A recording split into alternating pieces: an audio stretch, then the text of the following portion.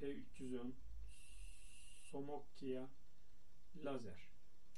Toprak tesviyede kullanılan, bizim bu bölgemizde çeltik tarlasını düzenlemede kullanılan üst kule lazer. Düşürülmek suretiyle darbe görmüş ve kendini kalibre etmiyor arkadaşlar. Yaptığımız inceleme sonucu şurada denge motorlarımız var. Vertikal, horizantali dengeleyen, dikey ve yatay olarak denge kurabilen servo motorlarımız var. Buradaki darbe esnasında alyanlarımız gevşemiş.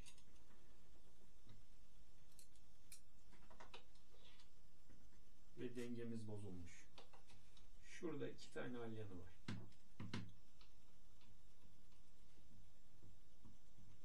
Bunları yerine alıp sıkıyoruz.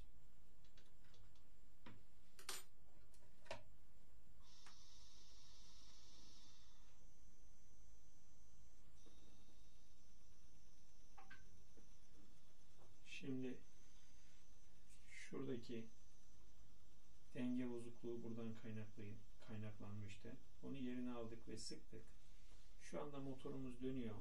Dengeyi kuracak. Teraziyi alacak. Teraziyi aldıktan sonra dönmeye başlayacak. Bekliyor ve takip ediyoruz.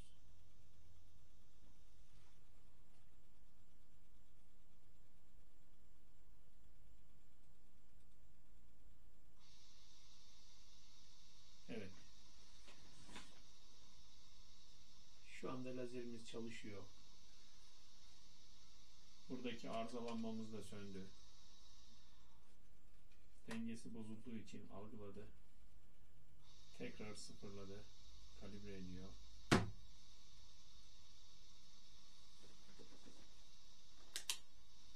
Şimdi dengesini biraz bozarak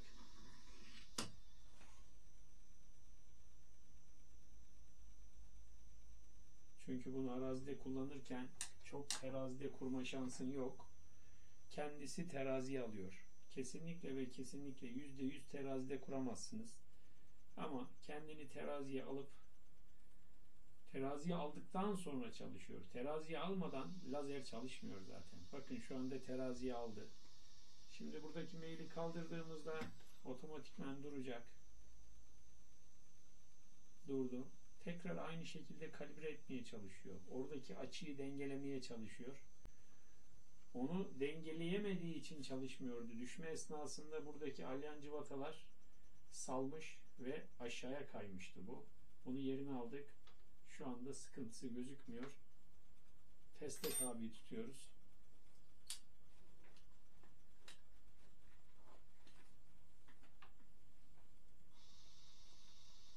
Evet. 10 dakika kadar test edeceğiz. Ondan sonra toparlayacağız.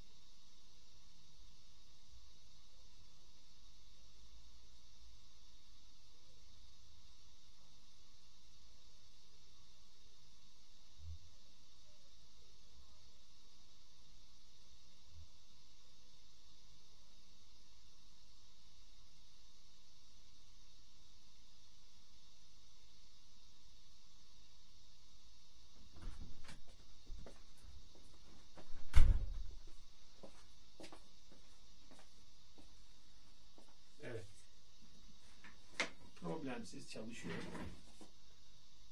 Testi geçti. Kapatıyoruz.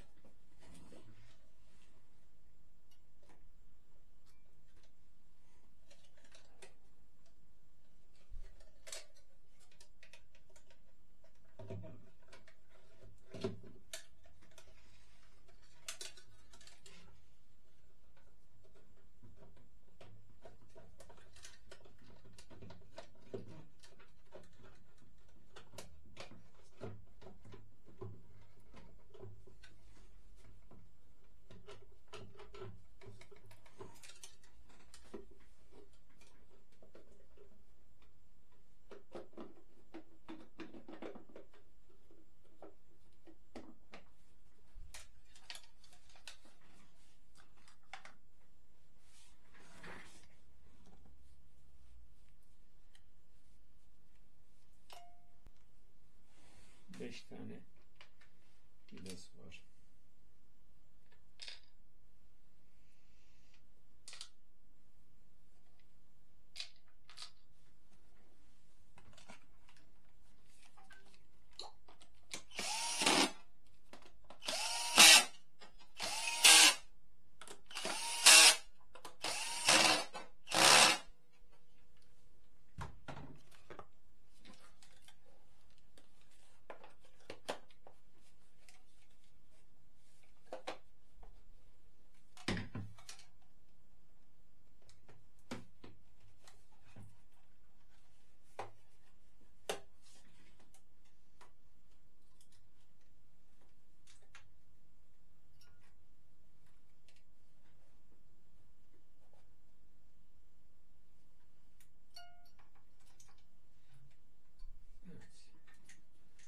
İşlemimiz tamamdır arkadaşlar.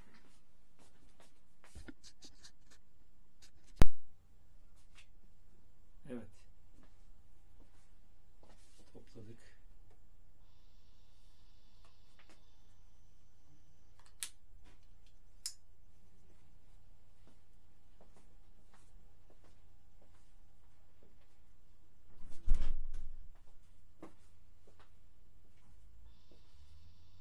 Dengeyi kurdum.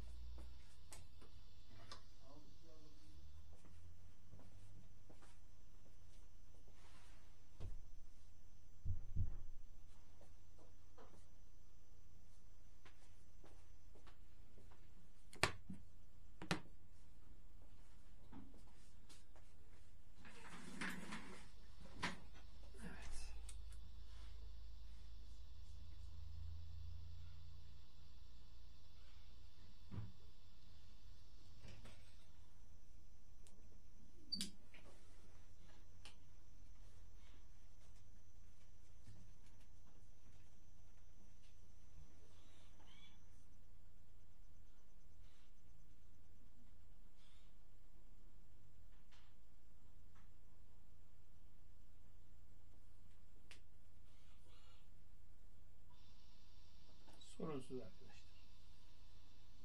Kapatıyoruz. Açıyoruz. Problem yok. Kalibrasyonunu yapıyor. Şu anda her şey düzeldi. Sorunsuz. Tekrar çalışana kadar bekliyoruz. Çünkü her açıp kapatmakta kendini bir sıfırlıyor. Şu anda dengeyi kurdu. Çalışıyor. İşlem tamamdır.